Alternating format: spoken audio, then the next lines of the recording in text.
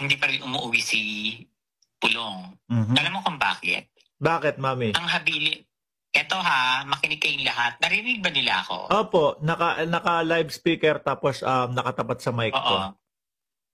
Alam na ni Duterte na hindi na siya makakalabas.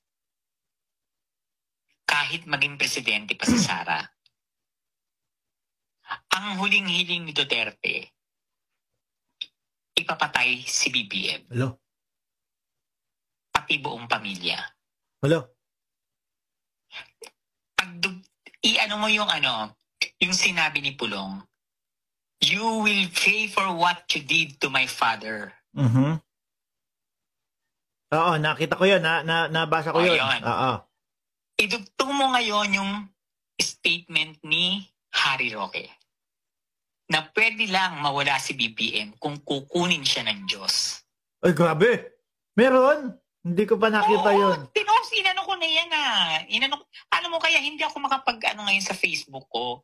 Sinadya nilang i-mass report ang Facebook ko noong October 12.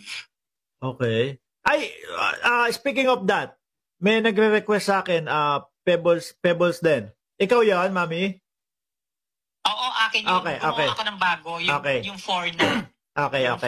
I-accept ko kasi hindi ko pa na-accept hanggat hindi kita nakakausap eh. Gumawa agad ako ng bago. Opo. Ngayon, nabibisit na sila sa akin kasi yung September 21 rally, alam ko lahat yon. Oo. So, in-inform ko sila Browner, in-inform ko lahat, pati Palacio, in-inform ko sila kung sino funder, nagagawa sila ng coup, ayun, ang gulo lahat, nangyari lahat. Opo. Kaya nung lumabas yung news after 4 days na meron pa ng pinaplanong coup or destabilization, natawa na lang ako. Kasi alam ko na. Doon sa TikTok ko, maririnig niyo lahat. Linabas ko lahat ng ebidensya. September 19 pa lang, sinabi ko na may linulutong coup. September 20, sinabi ko ang funder si Chabit, yung mga nakademandang contractors, yan sila Alcantara, yung mga engineers, at yung USEC na si Bernardo. Sila ang nagbigay ng pondo para manggulo at magkaroon ng destabilization, mapaalis si BBM noong September 21. Oo. Kasi kapag napababa nila si BBM that time or napapatay nila,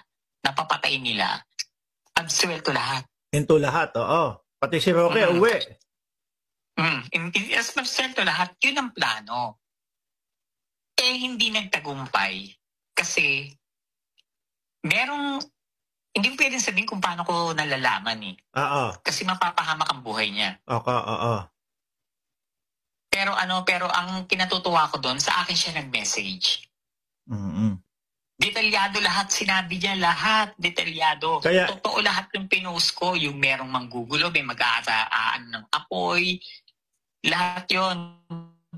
Kaya nga sabi ng mga tao, ano ka ba, psychic ka pa? Bakit nagkatotoo lahat ng sinabi mo, mga pels? Hindi na lang ako nagsalita.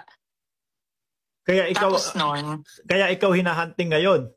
Oo. Nung una, ako kasi nag-booking ng Sara Army. Oo. Na merong army si Sara. Patagal ko nang pinopost yan. 3 months na yata, 4 months. Grabe. Na sinasabi ko na, puntahan nyo ang kampo ni Sara Duterte sa Sorsogon. Nandun nagtre-training yung mga Sara Army.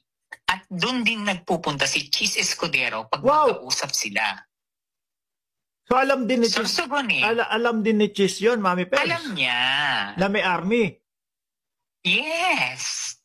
Isa nga siya sa nagpondo nitong October 12 eh. Oh my God.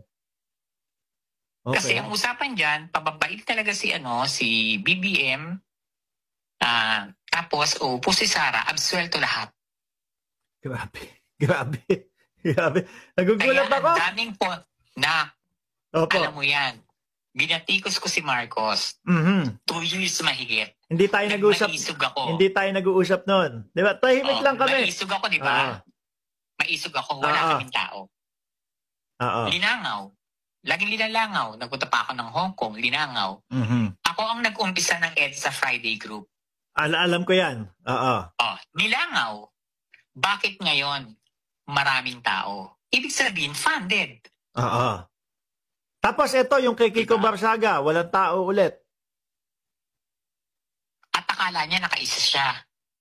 Kasi meron lumabas na nautakan daw niya si John Vic, si DILSILG John Vic Rimulya. No. Alam ko lahat. Alam na ni Sec John Vic. Lumalabas pa lang siya ng aristocrat ng restaurant. Na-inform ko na si Sec John Vic, paalis na po siya. Hindi po siya tumuloy dyan sa gate 6 sa Forbes. Nasa Dasma gate po siya. Kaya nagulat siya. Siya ang nagulat. Na-surprise siya, ang dami palang pulis sa loob ng Forbes.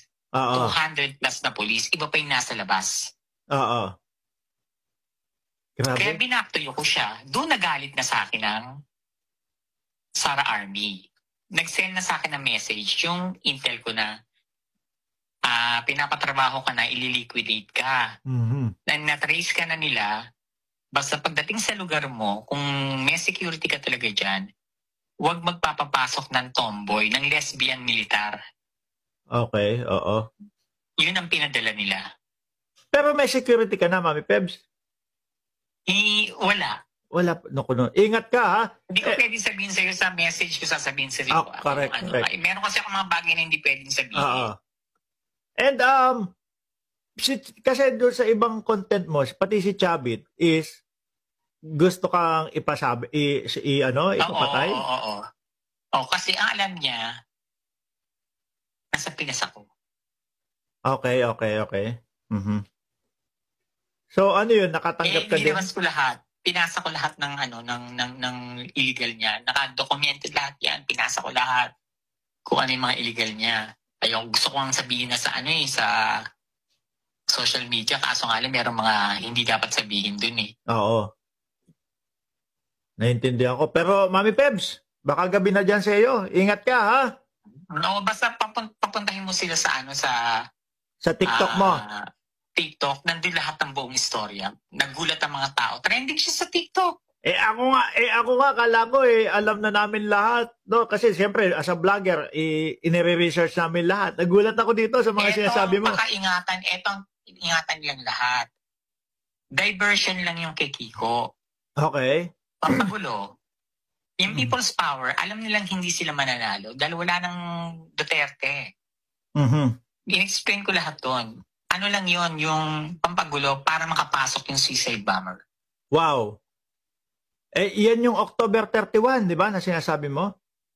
Hindi lang yan. Hindi mo alam. Kaya simula ngayon hanggang October 31, paunti-unti gagawa sila ng rally, ganyan. Lilituhin nila ang Malacanang. Okay. Kaya sabi ko, dapat nakasarado yung mga pwedeng pasukang gate. At super, sila dapat check, kahit may staff pa yan. Kasi ang sabi sa akin ng intel ko, lahat, pati yung mga nagtatrabaho sa Malacanang dahil maraming ahas sa Malacanang. Talagang kailangan ilalabas ko yun, lahat ng binigay ng intel sa akin. Ilalabas ko lahat. Para malaman nilang totoo sinasabi ko.